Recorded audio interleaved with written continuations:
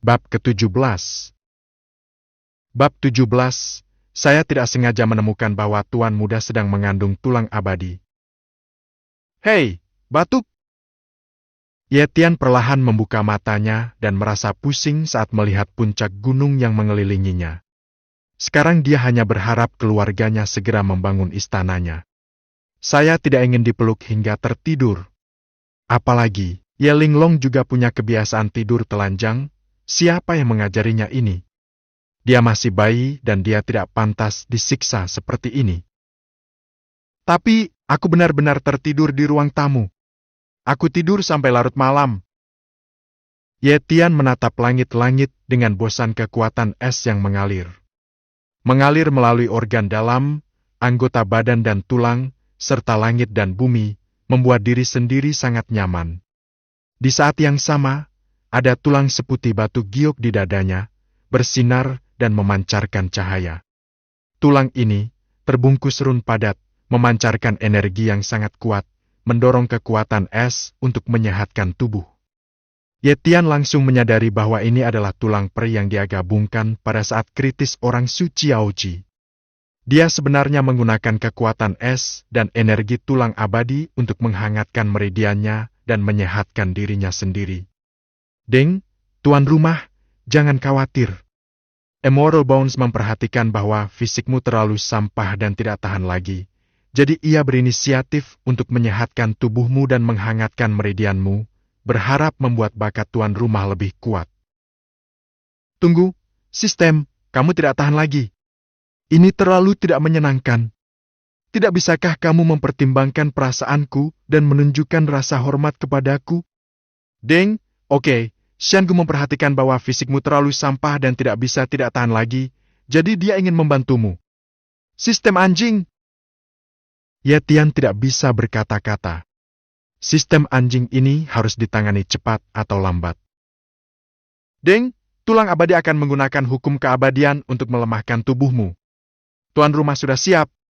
Selama periode ini, sistem akan memblokir persepsi Ye Linglong tentang tuan rumah dan mencegahnya bangun, sehingga melindungi tuan rumah.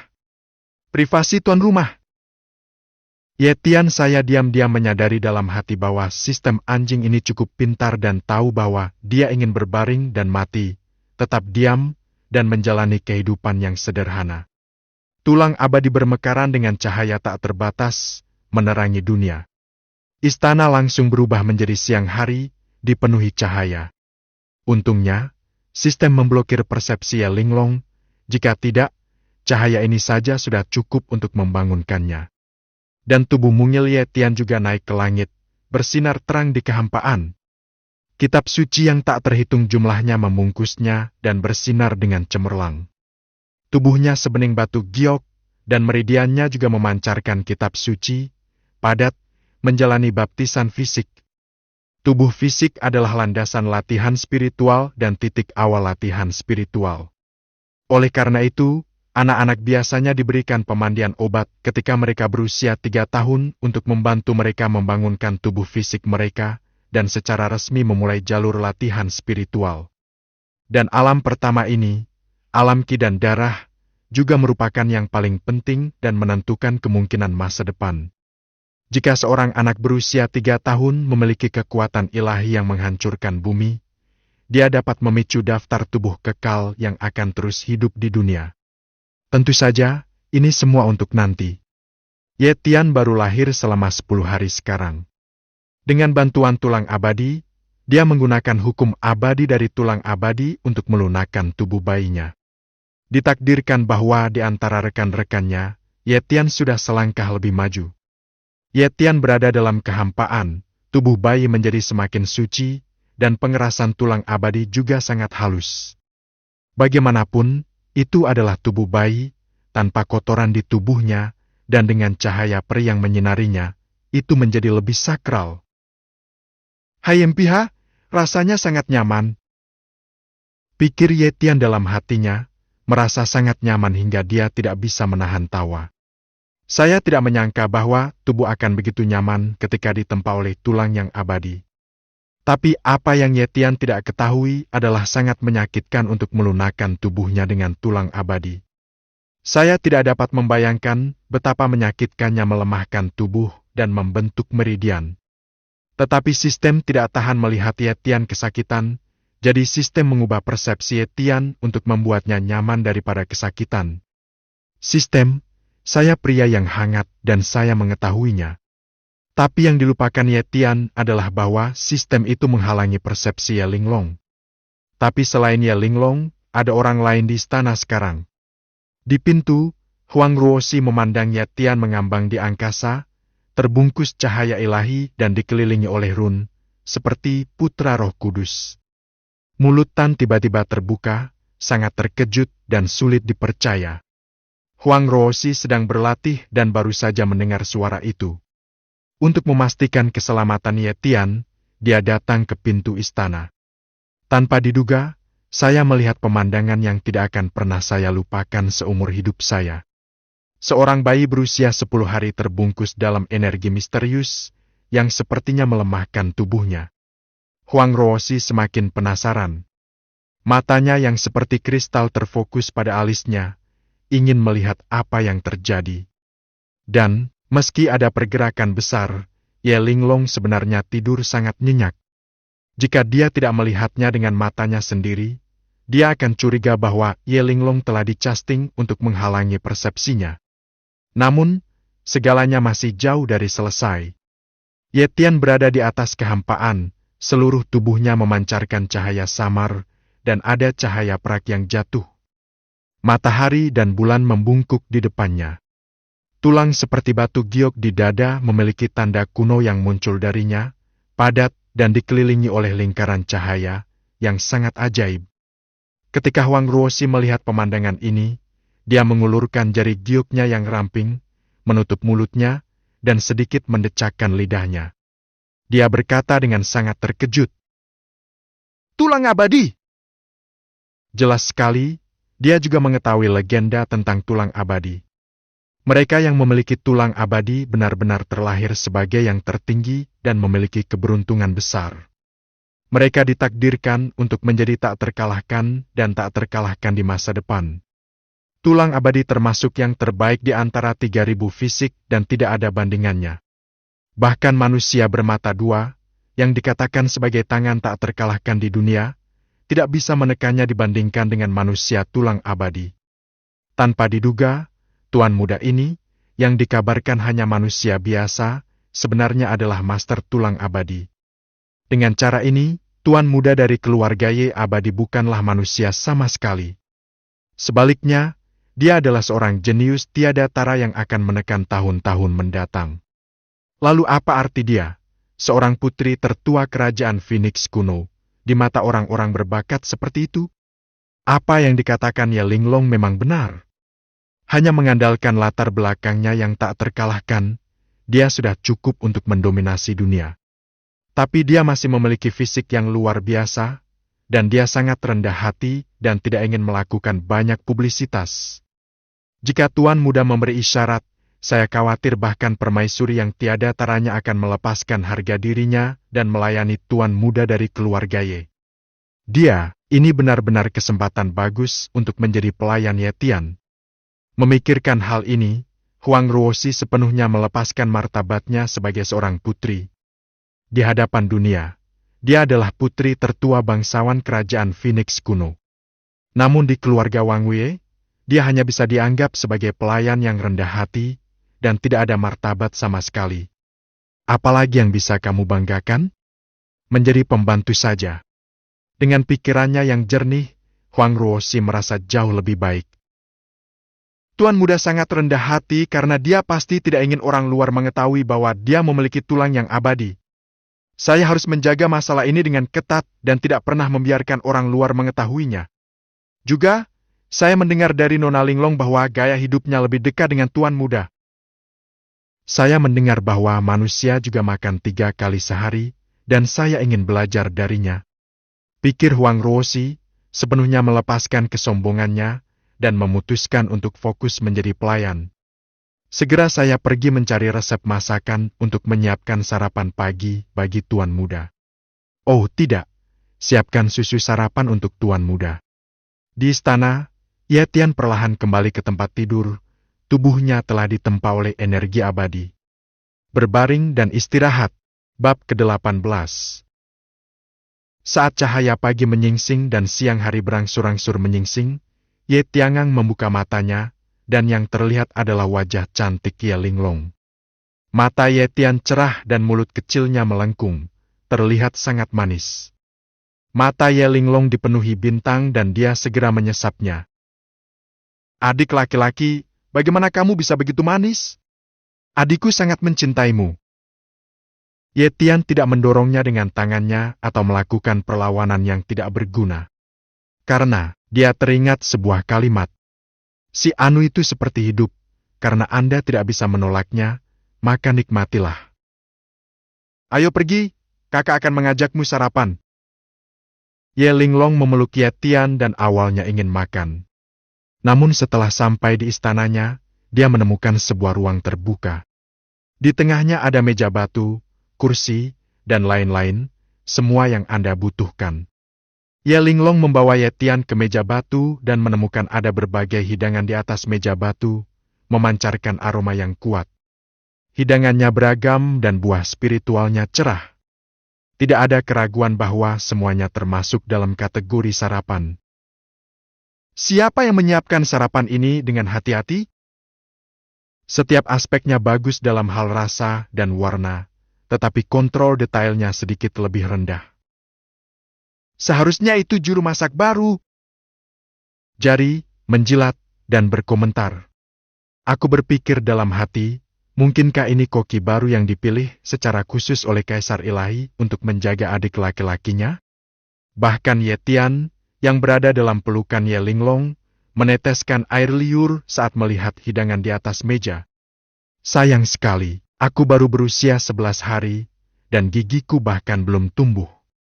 Jangan pernah berpikir untuk menikmati makanan lezat itu sangat memberatkan.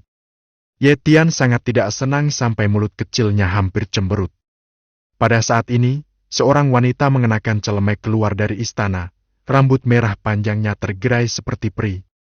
Dan mata merahnya, seterang batu akik. Tangan giok ramping itu juga memegang botol susu. Susu di dalamnya sangat kental dan putih sehingga saya tidak tahu jenis susu apa itu. Itu adalah Wang Ruozai. Setelah melihat Ye Tian dan Ye Linglong, dia segera membungkuk dan berkata, "Salam kepada Tuan Muda. Saudari Linglong dan Tuan Muda, ini adalah sarapan yang telah saya siapkan untuk Anda. Saya tidak tahu apakah itu sesuai dengan keinginanmu." Murid Ye Linglong menyusut, seolah-olah menjahit, sedikit terkejut di dalam. Kemarin, putri tertua kerajaan Phoenix kuno masih menyendiri. Bagaimana dia bisa menerima perubahan status yang tiba-tiba begitu cepat? Dan, dia mampu beradaptasi dengan identitas barunya dengan begitu cepat, dan dia sangat bijaksana di hari pertama bekerja. Saya memahami kesulitan Tuan Muda. Giginya belum tumbuh, jadi dia hanya bisa minum susu. Ini adalah susu yang disiapkan oleh budak untuk Tuan Muda. Sangat membantu untuk pertumbuhan Tuan Muda. Saat ini, mata Ye Linglong berubah. Apa-apaan?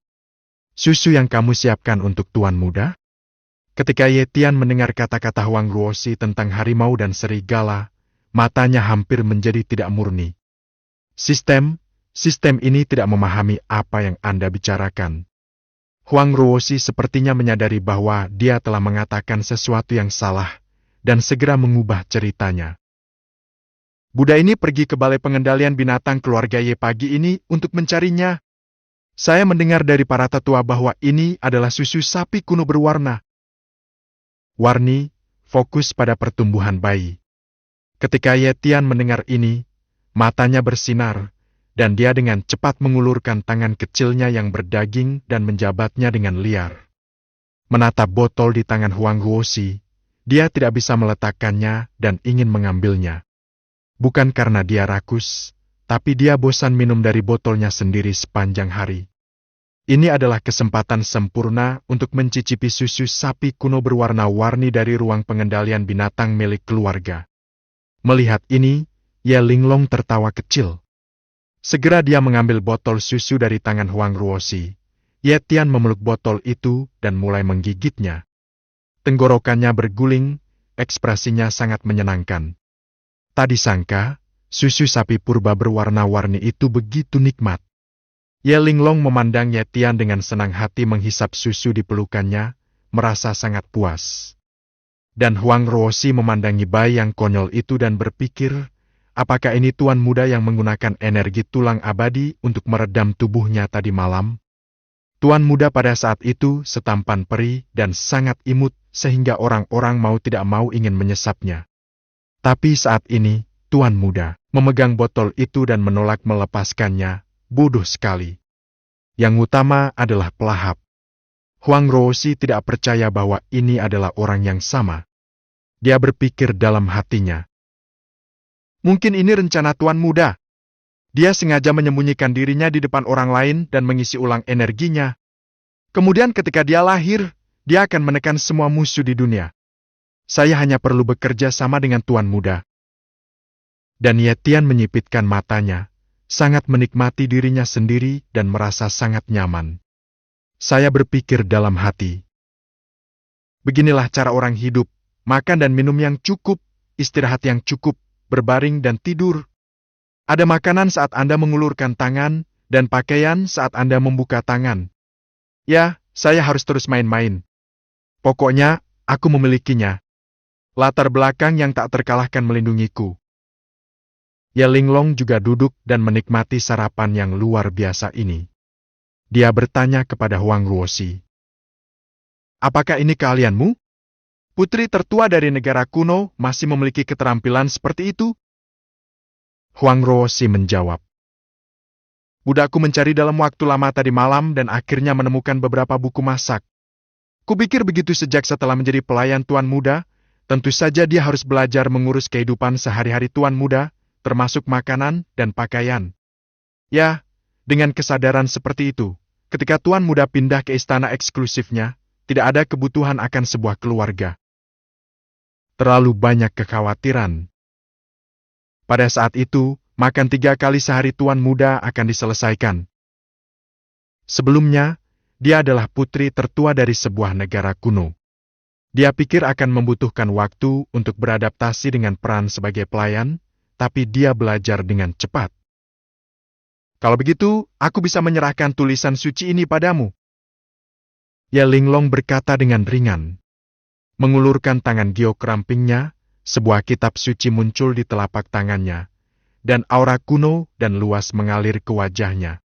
Di atas kitab suci, ada api merah yang tersisa, dan burung phoenix merah menyala samar-samar terlihat muncul. Burung phoenix melebarkan sayapnya dan terbang ke langit dan bumi. Ye Tian juga tertarik dengan momentum ini dan menoleh. Kitab suci Tao ini disebut kitab suci penghancuran dunia Phoenix. Ini adalah kitab suci yang diturunkan dari generasi ke generasi klan Phoenix. Hanya keturunan langsung dari klan Phoenix yang dapat mempraktikannya. Kamu memiliki darah Phoenix yang sebenarnya dan darah asli Phoenix yang murni di tubuhmu. Mengolah Phoenix kanon penghancur dunia pasti akan membantumu mendapatkan hasil 2 kali lipat dengan setengah usaha dan bergerak maju di jalan besar. Saat Huang Ruoxi melihat Phoenix penghancur dunia kanon, dia merasakan darah asli Phoenix mendidih di tubuhnya, seolah dia merindukannya. Tapi dia juga melihat kanon penghancur dunia Phoenix di telapak tangan Ye Linglong dengan tidak percaya, dan berkata dengan tidak percaya. Bukankah ini kitab suci yang diturunkan oleh klan Phoenix? Tidak mungkin orang luar mendapatkannya. Alam abadi-abadi, saya akan berada di sini selamanya. Keluarga Ye adalah satu-satunya di surga. Itu hanya kitab suci yang diturunkan dari generasi ke generasi, tidak ada yang perlu diributkan. Ye Linglong berkata dengan jijik. Kata-kata itu berubah di telinga Huang Ruoxi. Murid Huang Ruoxi sedikit gemetar. Negara Phoenix kuno juga ingin mendapatkan kitab suci, kekuatan magis, dan lain-lain. Yang diturunkan dari klan Phoenix untuk memperkuat kekuatan nasionalnya. Lagi pula, klan Phoenix sama terkenalnya dengan klan naga kuno dan klan Kilin, ras yang sengit di dunia, dan tak terkalahkan di dunia. Kerajaan kuno Phoenix hendak meminjamnya, namun hanya mendapat satu kata.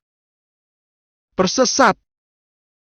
Tanpa diduga, kitab suci yang bahkan diimpikan oleh ayahnya dengan mudah diberikan kepadanya. Keluarga Eternal Ye memiliki warisan seluas lautan dan seluas jurang maut. Pelayan ini berlutut untuk berterima kasih kepada keluarga atas hadiahnya. Tidak perlu berterima kasih kepada keluarga dan saya. Semua ini setara dengan apa yang Tuan Muda berikan kepada Anda. Bab ke-19. Bab 19, Mode persepsi jiwa, memanggil ayah angkat. Sisa-sisa lautan darah. Di kamar tidur Ye Linglong, Ye Tian sedang berbaring di tempat tidur besar yang empuk, menatap langit-langit. Saat itu tengah hari, dan terik matahari menyinari bumi. Banyak anak muda jenius yang mandi di bawah terik matahari dan berlatih. Ye Linglong dan Huang Ruoxi juga pergi ke tempat latihan seni bela diri atau pavilion koleksi sutra. Ye Tian ditinggalkan sendirian, terbaring sendirian di tempat tidur. Itu saja. Yang lebih menjijikan lagi adalah Ye Linglong membuka barisan pertahanan istana sebelum pergi untuk mencegahnya melarikan diri. Ye Tian berkata tidak puas di dalam hatinya. TSK, jika saya ingin pergi, dapatkah formasi menghentikan saya? Dia memiliki mode antar jemput tanpa batas dan mengabaikan semua rintangan. Namun kepergiannya pasti akan menyebabkan sepupu Ye Linglong dihukum oleh ibunya. Atas kesalahan ini, Huang Ruoxi mungkin akan dihukum. Ye Tian sangat bosan. Dia adalah pemuda yang baik dalam dua kehidupan, bagaimana dia bisa menahan kesepian? Terlebih lagi, tubuh bayi seperti itu membuatnya semakin merasa bosan. Tunggu, apakah sistem anjingnya ada di sini? Tuan rumah ingin keluar. Benar, apakah ada cara bagiku untuk keluar tanpa menyakiti sepupuku? Ayo, panggil aku ayah angkat. Berkata dengan genit, Ye Tian samar-samar kamu bisa memikirkan wajah penjahat dalam sistem anjing. Bah, aku masih memanggilmu ayah angkat. Kamu berpikir omong kosong. Lagi pula, ketika aku besar nanti, tidak masalah apakah aku memilikimu atau tidak. Aku masih memanggilmu ayah angkat. Silakan bermimpi. Sistem mendengar apa yang dikatakan Ye Tian. Langsung tercengang. Plotnya tidak berkembang seperti itu. Jika Anda memiliki kebutuhan, saya akan memuaskannya, tetapi ini adalah kesalahan sistem ini. Suka atau tidak, aku akan memberikannya padamu. Ding ding ding, sistem sedang ditingkatkan.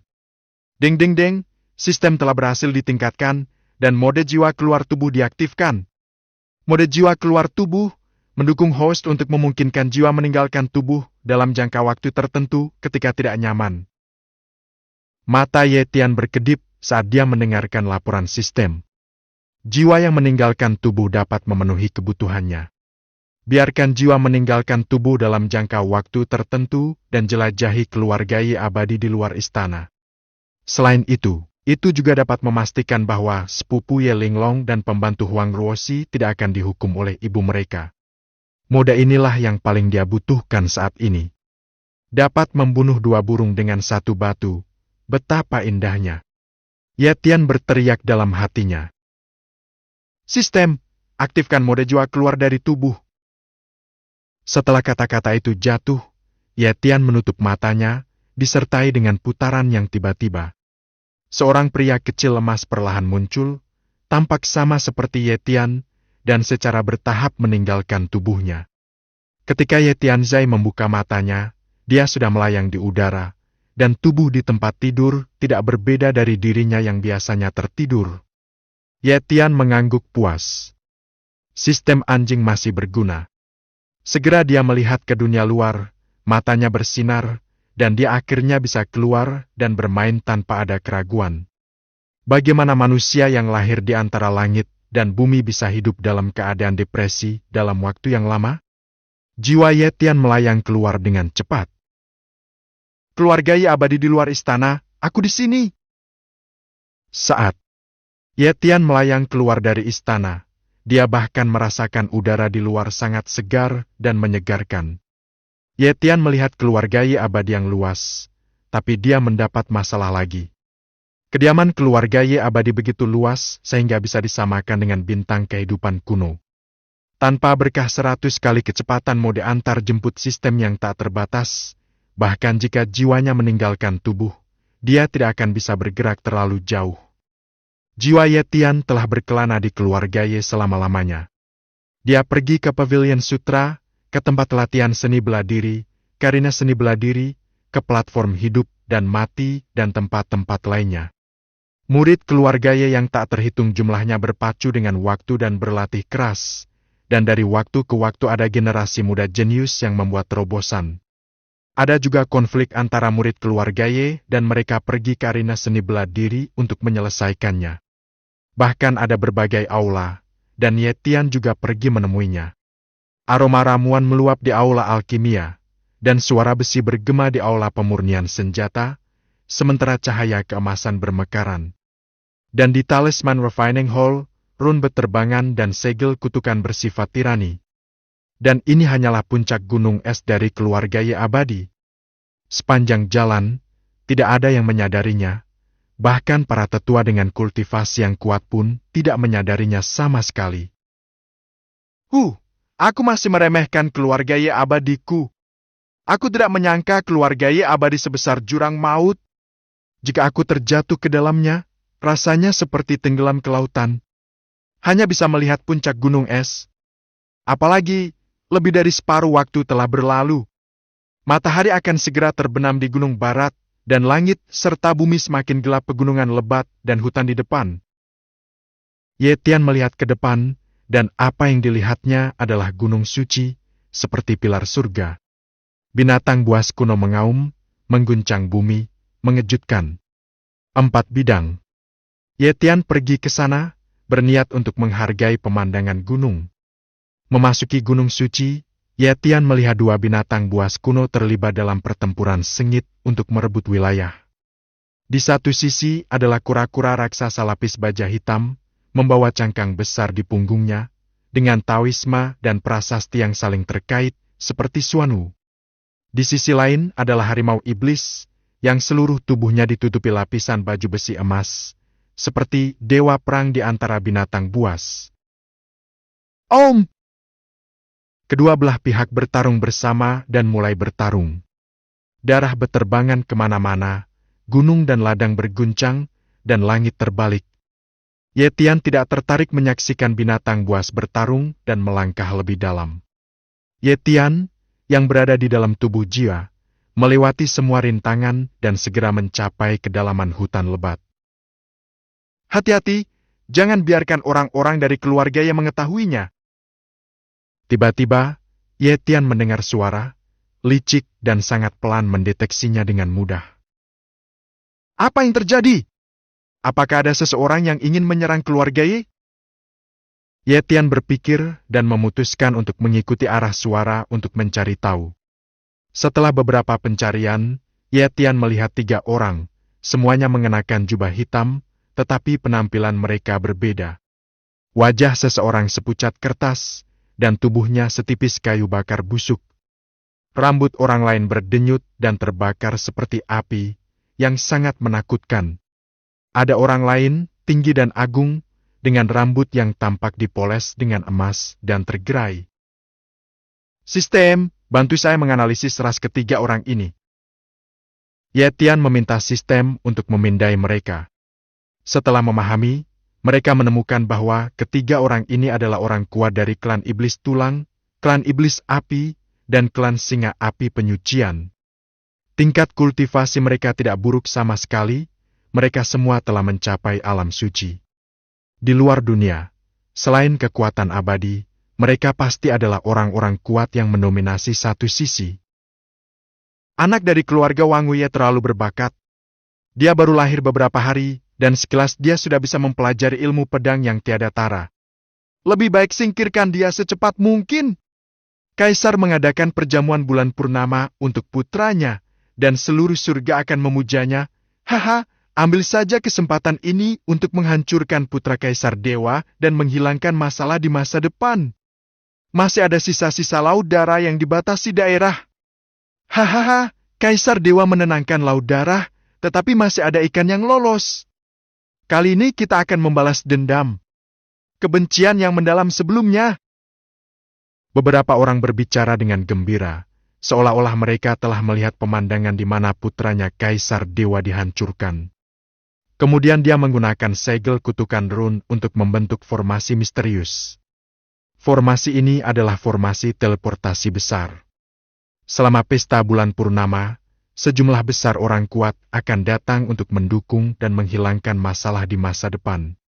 Adapun Kaisar Dewa, secara alami akan ada orang yang menahannya. Ye Tian melihat pemandangan di depannya, dengan nyala api di matanya. Ini, untuk mengganggu ritme berbaringnya. Di rumah Wang Wei, atau di jamuan bulan purnama, dia ingin menyerangnya. Sial, siapa yang kamu sakiti? Kamu sudah tergeletak di tanah, dan kamu masih menjadi sasaran. Bab